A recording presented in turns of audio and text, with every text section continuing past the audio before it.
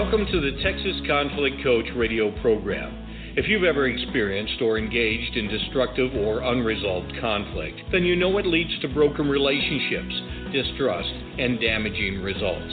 Our program will help you manage and resolve conflict effectively with strategies, valuable resources, and support. Since 2009, our radio program hosted guest experts from around the globe sharing their perspectives, experiences, and expertise while giving you food for thought. If you can't listen live, then download and listen to any of our 300-plus podcasts in our library at texasconflictcoach.com. So sit back, relax, or join the conversation every Tuesday evening, or tweet us at TXConflictCoach.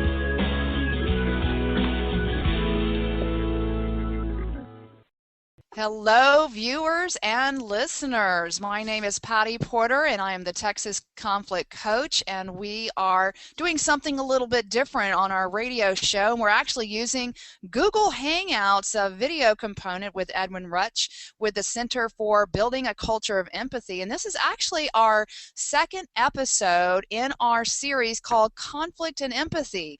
Where has empathy and compassion gone?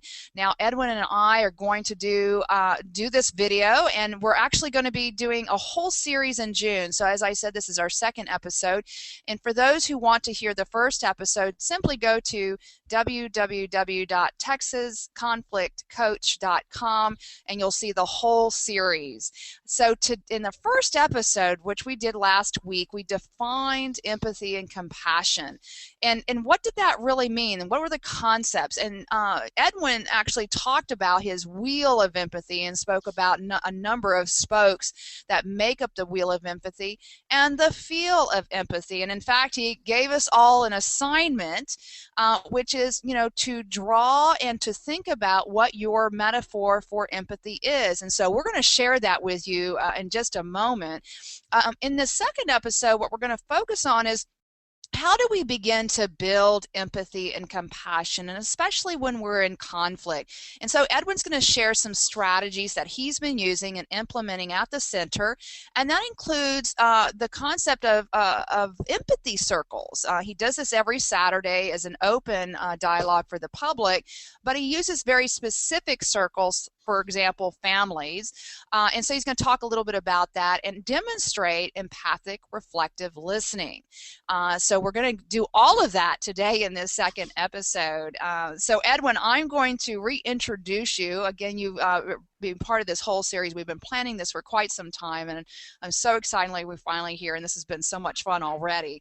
So Edwin Rutsch, and his last name is actually spelled Rutsch, and he is the founding director for the Center for Building a Culture of Empathy, and you can find tons of information on his website at cultureofempathy.com. And in fact, it's the largest website on the internet focused on nurturing and fostering empathy. And again, there's so much videos, so many activities are going on to really learn. And what I discovered about Edwin is that he's turned computer geek to empathy guru, but he really started his journey from his traveling experience and working and studying around the world and abroad. So Edwin worked for many years as a computer technology field, and after discovering the power of empathy, he has dedicated his life to raising the level of empathy in society and building a global culture of empathy. So here we are, second episode. What was the experience like so far for you? Yeah, it's been really great chatting with you, even offline chatting. We've had such great fun in organizing this this discussion. It's just having so much fun just chatting with you and about this topic and about empathy and about conflict, and it's really fun to be with you here, Patty. Yeah, it has been a lot of fun, and one of the things I took away from last week's program is we have to be intentional. about what empathy not only means for us and raising that self-awareness, that self-empathy, which so many of us are self-criticizing and beating ourselves up all the time, but how do we become more intentional about how we build empathy? And so I'm glad we're really doing that today. But you gave us the assignment, and I'm excited to share, but I wanted to see your pictures. You had mentioned your cornucopia. Did you have a drawing to share with us? Yeah, yesterday last time we had talked about metaphors of empathy, and I've kind of done this assignment before with other people in classrooms and so forth. And I said, what is your metaphor of empathy? What is empathy like? And I really like exploring metaphor because it really connects us to our feelings more than sometimes kind of like academic discussions and explorations.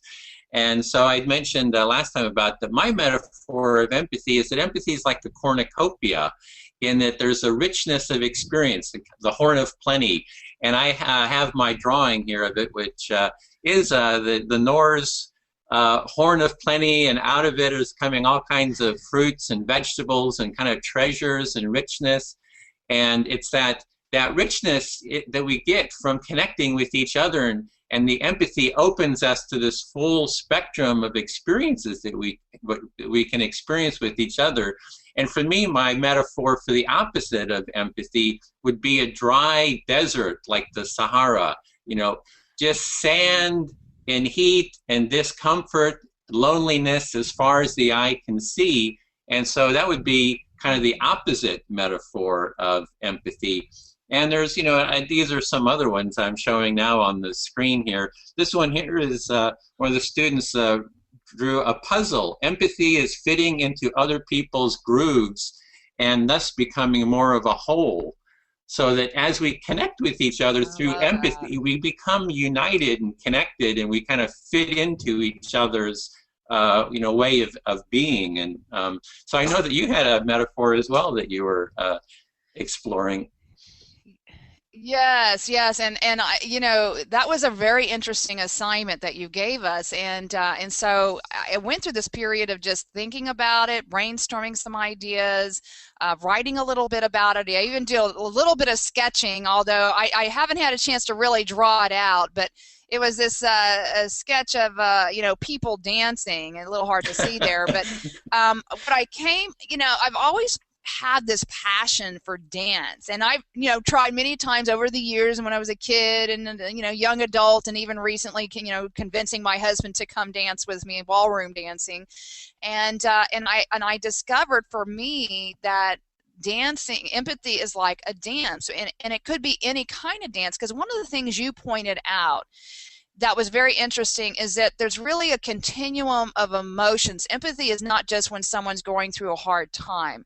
Empathy can be, really being in the moment, present moment with someone's experience, as you said, even in a joyous, celebratory fashion. So when I think of that continuum of emotions, I was just like, well, I love all kinds of dance. So I live in San Antonio. There's a lot of mariachi and Tejano and a lot of Hispanic music. So that brings out the festive, celebratory emotion. And then you have, of course, the passion and love of, Latin music, Latin dancing. And then you have, of course, the sad country songs, that bring in that emotion. And then you have, so it doesn't matter what nationality or what kind of dance, but that dance, to me, you're with your partner, or you could be even with a number of partners, so kind of that community portion. Because yesterday you talked about, empathy is around that connection, around that community, around compassion and caring, being fully present. And dance a lot of times is communicated non-verbally, oftentimes, and so to me it represented all those things you talked about, and so that's what I came up with. But I am going to draw it, and I will share it with you on your Facebook page. So absolutely, that was fun to do. Well, what you showed there on the screen was you had a couple of stick figures, and they had their hands waving, their feet up in the air. So it was really quite cute. So, but that's also what I really love about empathy, and it's not that empathy is just not all about pain and suffering. It's about that full spectrum of experience and how we can connect with that full spectrum, that cornucopia of feeling. And it's so great that you talk about the dance, because I love to dance. I do like a weekly freestyle dance a couple times a week. And that's actually where I do a lot of my emotional exploration. We talked about this before, it's nonverbal. Empathy is not all verbal. It's to a large extent, we're empathizing all the time at a physical level that's not even at a verbal level. It's just what our emotion, our body emotion, we're reading the body emotion of someone else. And dance is like the perfect metaphor experience for that. So it's really great that you brought that up, because for me that really resonates. And one thing just that's coming to mind, one thing I've done before in dance is try to mirror people. Like, we're going to be talking about reflective listening or empathic listening. It's where you kind of reflect back what the other person is saying until they feel fully heard. And I've done that at a physical level on the dance floor. And I say to I'm just saying emotionally, okay, I want to hear what your emotion, what your body is wanting to say at a felt experience. And so I will mirror the person, on the dance floor, kind of mirroring their actions to create that empathic synchronization that happens. And then, sometimes people are moving really fast and they'll say, oh, he's trying to mirror me, and they'll slow down and help me kind of ease into their experience. And then it's like almost this magic moment happens where we like click together like that puzzle, that we are almost as if we're like one being, one body. And I already know where the person is going with their intention, and we're moving like really, really fast, but we're like emotionally attuned to each other. And then maybe I'll add a creative motion on top of the emotion, that we're having, and then they'll play with it a little bit. And so we'll kind of go back and forth with each other. So I just love your metaphor of dance, because that like really resonates with my personal experience of empathy as well. I love hearing you talk about that, because for some people, that would be a very vulnerable place to be, to do that kind of free movement. And, we talked about on our radio show about the work of Michelle LeBaron out of Victoria, British Columbia, and she does a lot of work around conflict and dance movement. And how do we connect with people from that dance movement? And that very much reminds me of what you're saying, and I love that mirroring effect. And what a great exercise. Have you done that with your students as well in other activities where they actually have to get up and mirror dance with each other, or is that something you do for yourself? Or well, we've done it with we're going to be talking about the empathy circles, but it's actually one of the exercises that we do in the empathy circles, where we tap into a felt experience that we're having. So we kind of do a little bit of mindfulness, that self-empathy, that self-connection. And then we tap into some kind of a bodily sensation, and then we translate it into a physical emotion, so that we're kind of expressing, kind of accentuating that. And then everyone in the circle reflects and mirrors that action until the person doing it feels that they've been seen and experienced by everyone else. And then they say, okay, I've been seen. And then the next person, does their motion, and everyone mirrors them. So we get that empathic mirroring effect, that synchronization, which is really what empathy is kind of getting us towards. If we talk about conflict is where we're just not connecting with each other. There's some kind of a emotional block between us, and we're just not synchronizing. And then we want to kind of ease up, relieve the tension, find ways of creating a dialogue between each other to get into that harmonious synchronization with each other. And not like a top down. You can have like a domination society where, you get the synchronization kind of like in the army, because somebody tells you to do what to do, and then you're not seeing what your experience is just not experienced. And that, there's kind of resentments and so forth maybe come up under that.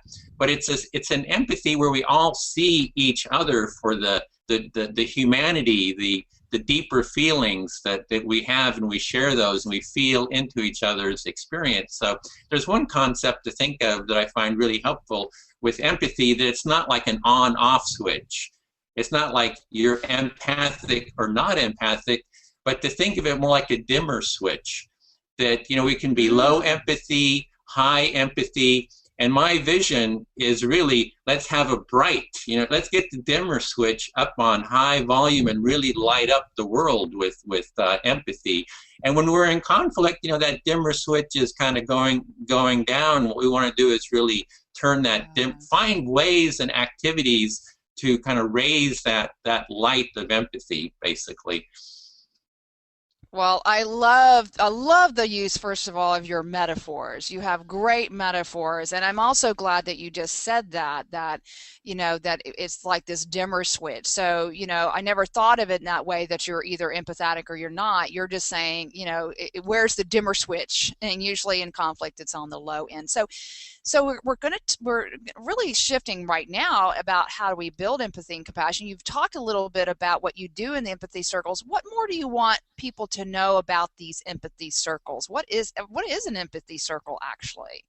Yeah, well, so you know, I've been doing like hundreds of these interviews with, you know, people all over the world, a lot of the academics, scientists, artists, you know, asking them about empathy. And I've really been looking at how do we raise that dimmer switch? How do we turn up that dimmer switch of empathy? How do we raise empathy, you know, in ourselves, in our families, with our friends, in our community, and in the world in general? And so in terms of just developing kind of a process, we've been developing like an easy to use process for getting small groups together that will work together to, you know, practice empathy, to do some exercises, some processes that will actually nurture empathy in the group. So it's just like anything. If we want to, you know, if we want to strengthen our muscles, you know, physical muscles, the same thing with empathy. We need to kind of practice it and have some kind of a regular routine where we get together and practice the empathy, and, you know, and develop that muscle, that strength, that empathic strength and resilience. So this is a kind of a process we're developing, and it's a sort of a platform. I think of it, a platform that we can keep adding more and more different exercises and processes to foster empathy. Okay, so and you already mentioned in the last episode that you have these empathy circles, one that's more geared to the general public who want to learn about empathy circles every Saturday. I think you said 9 o'clock Pacific Standard Time, and people can kind of drop in and drop out to see what this circle is and also to experience it. So that's something you do every Saturday, is that right? Yeah, we do that. That's kind of like an open circle. That someone can kind of just come visit on Google Hangouts, which is what we're in right now here, and that you can come and just kind of practice it, learn about it, and that you can. But we also have ongoing circles that meet every week on Google Hangouts, and we're also starting creating a training that we're going to be doing actually in 2 weeks. Our first workshop on fostering empathy is going to be at our local community mediation center here in Berkeley. They call it SEEDS Mediation, Community Mediation. So we're also going to be starting to do kind of developing a workshop process that can be a, you know, half a day, weekend, or full week training. And so it'll be geared towards how to actually do empathy circles, you know, set up empathy circles with your friends, with your family, you know, in your church or any other community, you know, organization that you're part of. Well, and one of the things that I liked is, you know, on your website you have a number of causes. The two that I saw right off the top of my, you know, when I went to your homepage was the empathy circles on LGBT issues, and then around pets. You know, so it's really a huge spectrum of, you know, what the focus of the empathy circle can be. Now, one of the biggest skills or strategies that you use is this empathic reflective listening. What is that? Well, this was a process developed by Carl Rogers. He's one of the most famous, well-known therapists or psychologists in the United States. And he found that in his therapy, that when people were in distress, they had anxiety, they had depression, they had, any number, alienation, or any kind of internal conflicts, that what he would do is he would just listen to what what his clients were saying, and he wouldn't try to give them advice. He wouldn't have sympathy for them. He wouldn't try to fix them. He wouldn't try to analyze them and all these. This approach, he would just listen to what they had to say and let them know that he heard what they were saying. So he would do like what we call, reflective listening, where they would share their experience, and he would just let them know, I'm hearing this is what you're saying, I'm hearing this is what your experience is. So it's that experience again of the metaphor someone mentioned to me of empathy is like the angel Virgil in Dante's Inferno. And Dante's Inferno is, that Dante goes through the levels of hell and levels of heaven, and the angel Virgil goes with him with his kind of arm over Dante's shoulder, and they descend, through all these levels of hell, but he's got his companion, the angel Virgil, with him. So in the same way, he would just accompany and be present with the experience of the person going through their levels of hell or through their levels of heaven, and so that they know that they're not alone and that they can see their experience reflected back by someone else, so that they can. And there's something about seeing your experience being heard, I think I mentioned it yesterday, that neuroscience tells us that when we're seen and understood, the pleasure centers of our brain light up. And we know that from experience, too. So that has a healing quality, that people, when they're seen and felt and experienced and acknowledged, that they can tap into their own experience and actually, pretty much solve their own problems on their own by tapping into the experience of those. So that's what the core of the empathic listening is that, being present with each other, listening to each other. The process that we use is the overall architecture, structure of the empathy circle is, first we set our intention, and our intention in the empathy circle is to build a culture of empathy, and that means empathy for ourselves, empathy with people within the circle, and within society at large. And then with that, we'll go into a self-empathy, which we talked about last time. We need to connect with our own visceral, personal experience. We do a bit of mindfulness.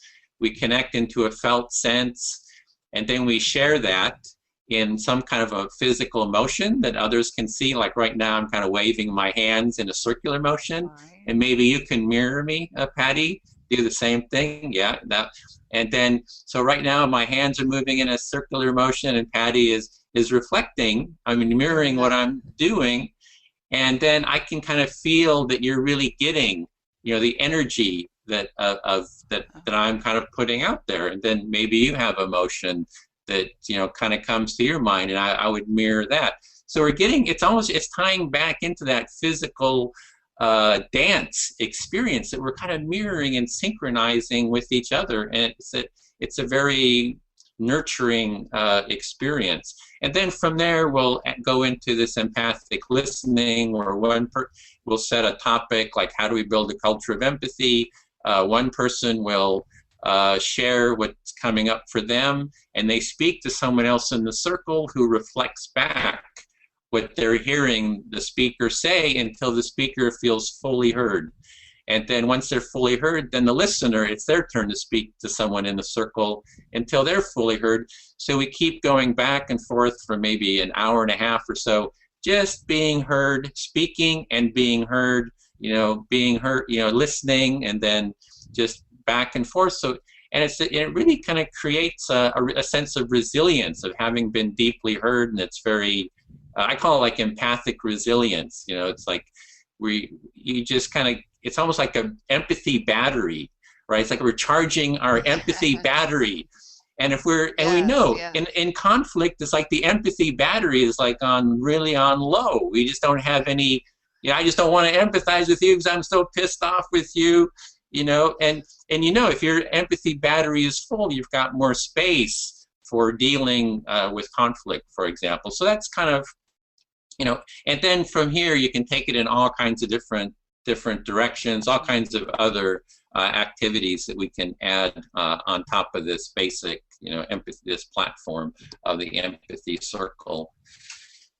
Well, I love what you're saying about, again, to reemphasize, it's the setting the intention, being fully present, really deeply listening so that person really feels heard and understood, and practice, and more practice, and that it's something that, that we have to learn how to do, and also how do we recognize when we're not haven't been recharged, like you said, the empathy battery. So I love your metaphors and everything.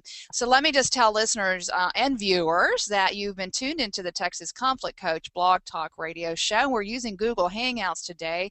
This is our second episode with Edwin Rutsch with the Center for Building a Culture of Empathy, and we're talking right now about how do we build a culture of empathy. And we've been talking so far about the empathy circles that Edwin has been using. He talked a little bit about the structure, and then just talked a little bit about the strategy of empathic reflective listening.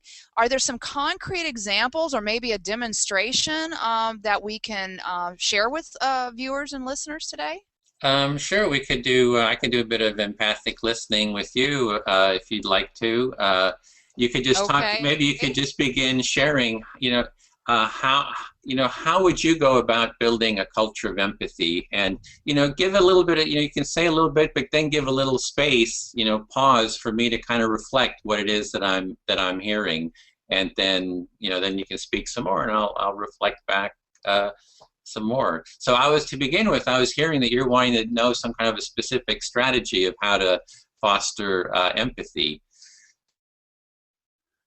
Well, yes, and I'm going to speak from the perspective in the work that I do, and my passion for helping people who are in conflict. So whether that's me as a neutral in a mediation, or whether that's me as a conflict coach working with someone one-on-one, and so building that culture of empathy, I think of building a culture first means within ourselves, then with one other person, and then we learn how to do it even bigger and bigger and bigger until we're supporting a community of that.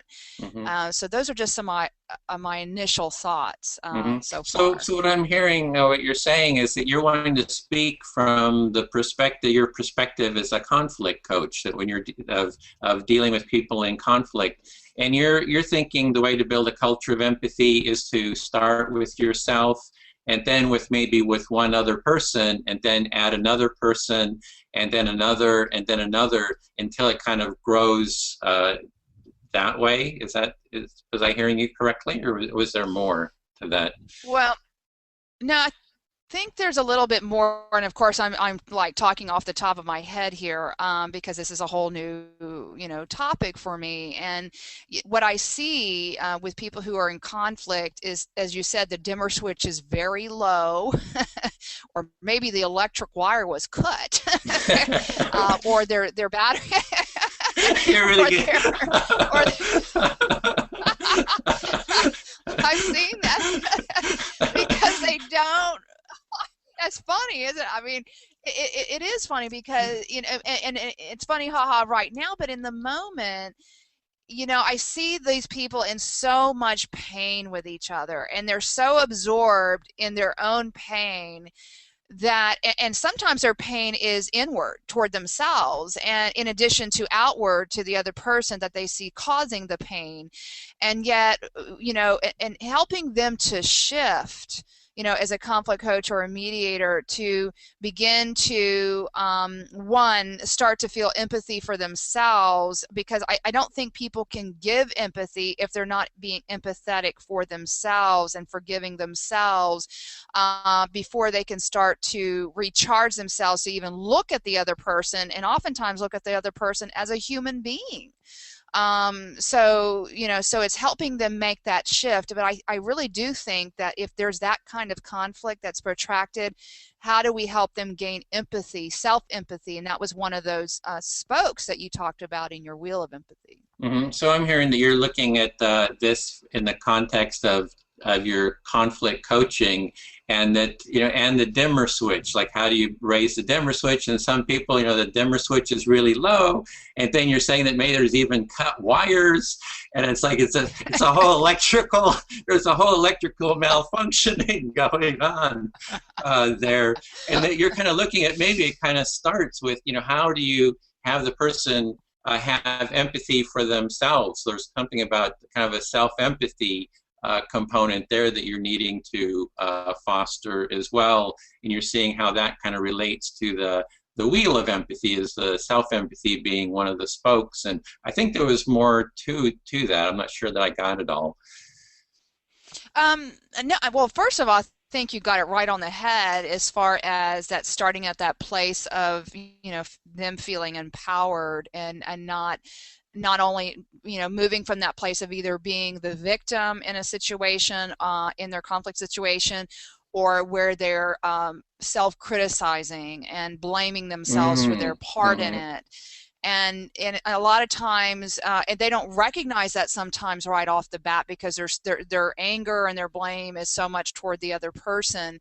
But a lot of times there's really that lack of self-empathy and compassion for their situation. And so I think by shifting them, that it then starts to look at helping them to look at empathy for the other person.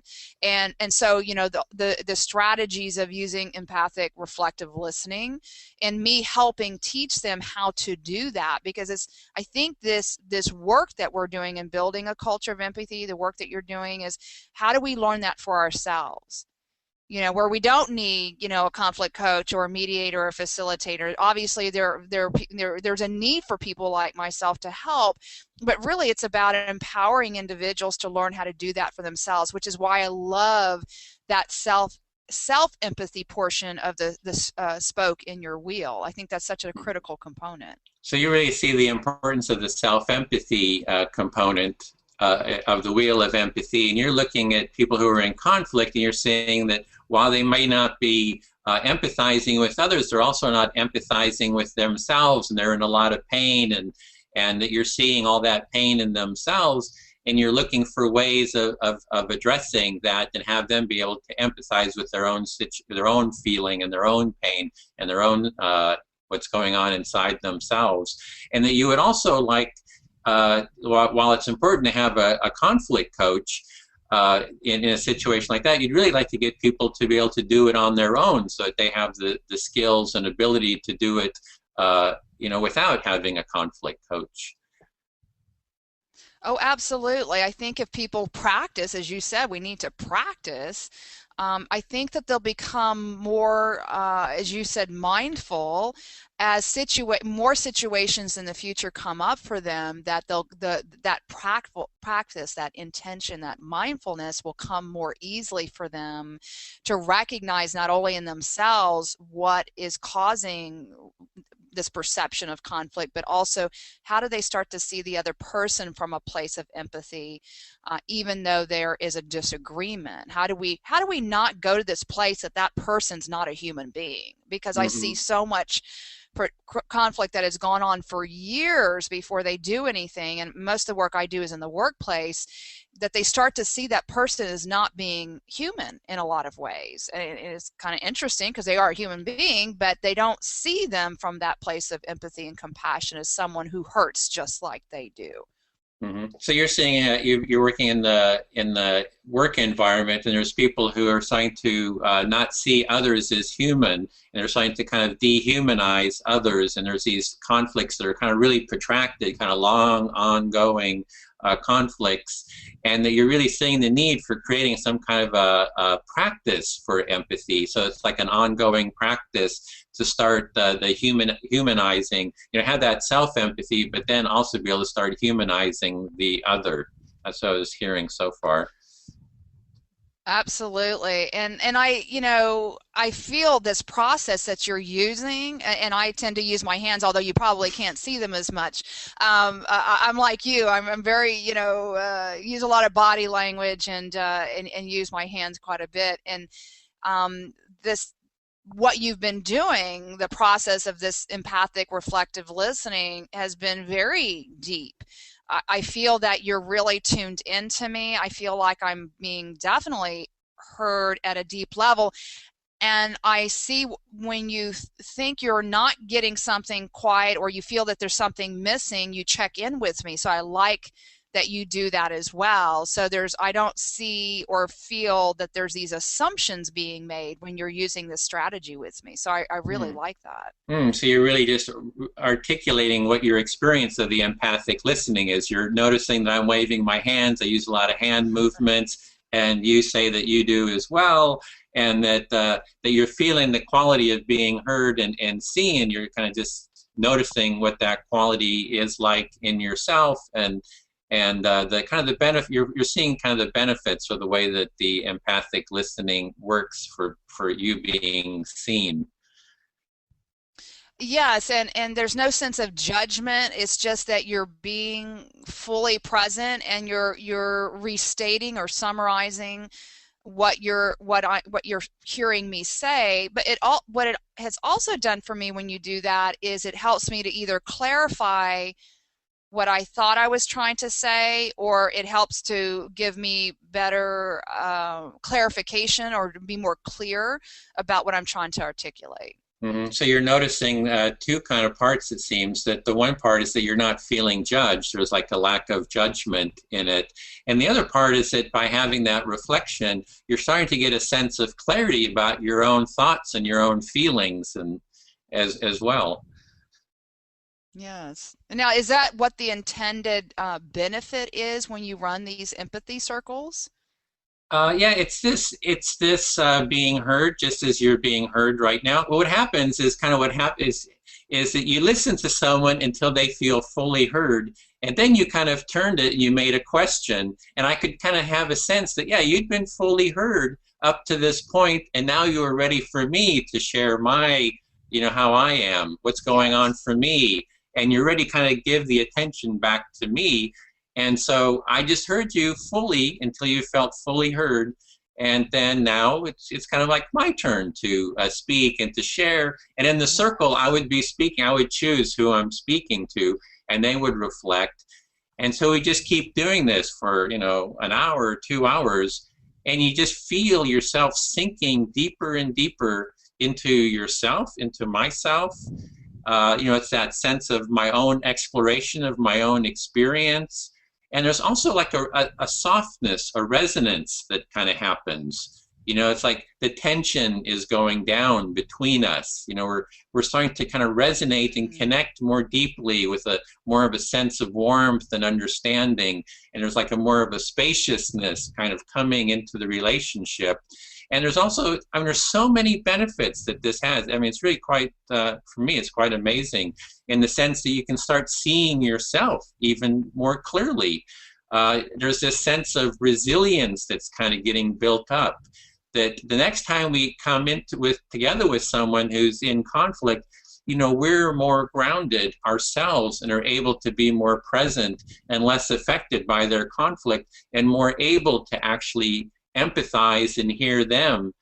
And in conflict, it's so often those two people you're talking about, they're in conflict, is they want to be heard. They just feel like nobody's really taken the time to really hear them deeply about what's going on for them. And that's kind of what I kind of see as the first step in conflict resolution, is to start hearing, all parties that are involved, and somebody to start hearing them is a first step, and then trying to get them, to kind of facilitate them kind of dialoguing and really connecting with each other, and then eventually they come up with their own solutions. And that part that you're talking about is these skills, it doesn't take a big, it doesn't take, 4-year or a PhD degree. Is you do this, you practice it a little bit, you get the basic process, create your own empathy circle, start doing it in your family or with your friends, and you can just kind of practice it, and it's actually fun. It's like I keep saying, the pleasure centers of your brain will light up. So it is really enjoyable and very nurturing and fun. Well, I can't wait to again participate in not only the experience of an empathy circle, and there's so many that you sponsor and run through the center, and I do encourage people to check out all the various causes and intentional empathy circles, and we'll continue to talk about that through the month of June, the various things that they have. Is there any final thoughts you want to say right now about the empathy circles or empathic reflective listening before you give the second call to action? Yeah, I think it's just get started. Just start doing it. It's like just take the first step. Take a baby step. You can check out the website. There's recordings. We do these circles online, so there's videos of about 80 of these empathy circles there that you can just watch and kind of just learn by watching them, and then just start your own circle and learn by doing. I love the fact that you have so many that people can watch and experience that way, but there's probably nothing like actually being in an empathy circle and experiencing it. So hopefully, folks, you'll give yourself permission to participate in one of these empathy circles. Now, do you have a second call to action, Edwin, for folks? Call to action. We had our first one, which was a metaphor, drawing a metaphor, which was a lot of fun. The second call to action would be, there is a page on our website, which is how to build a culture of empathy. And if the listeners or viewers would go check that out and just go through the list of all the different things that we can do to build a culture of empathy. We didn't even really go into that. Everything from create the vision, set the intention, dialogue about it, network with other people, start studying empathy. It's like model it, be empathy. So there's a whole series of just kind of approaches and strategies that people have told me that I've kind of put onto that webpage that we need even get to. So maybe just going and checking out that page and is a first step to would be something to try. Okay, excellent. So a lot of various strategies, and of course the very basic one that you were, we've talked a lot about today is the idea, the strategy, and the skill set of practicing empathetic, reflective listening, and then also to be encouraged to start these empathy circles as a way to practice, as a way to really, get good at it and increase the dimmer switch, if you will, and recharge that empathy battery. So this is just one strategy of many, and I look forward to looking at that particular page as well. So next week, we're actually going to be talking more specifically about an empathy circle as it relates to family. So nurturing a culture of empathy in the family. You even mentioned it in the last episode, a little bit about your family. So look forward to seeing how that empathy circle is that you created for your family and how that went, and looking even more further into the strategy of building a culture of empathy within your family. So Edwin, any final thoughts for today's episode?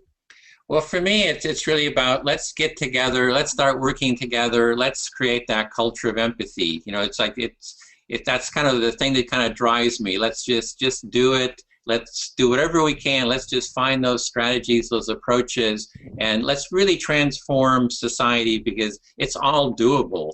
I really think that we really can do it. It's not, so many people are like, oh, it's hopeless, everybody's greedy and selfish. But I really feel, deeply feel that we can really transform society, and, we can do it together. Let's do it. Well, excellent. I'm so glad that we did this. This was a really neat experience to do this by video, to see your face, to see the visual, cues, to experience the empathic, reflective listening with you. I really enjoyed that very much. I'll have to do more of these kind of video Google Hangouts. This was so much fun.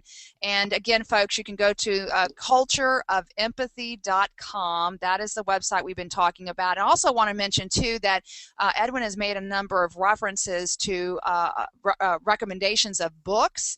He has that not only on his website, but on both of the show pages we have set up for Edwin on the TexasConflictCoach.com website. There's also a number of recommended books on empathy. I encourage you to look at those as well. So until next week, I look forward to our third episode, Edwin. Thank you. Thank you, Patty. It's really fun. Thank you for listening to the Texas Conflict Coach. We hope you've enjoyed the program.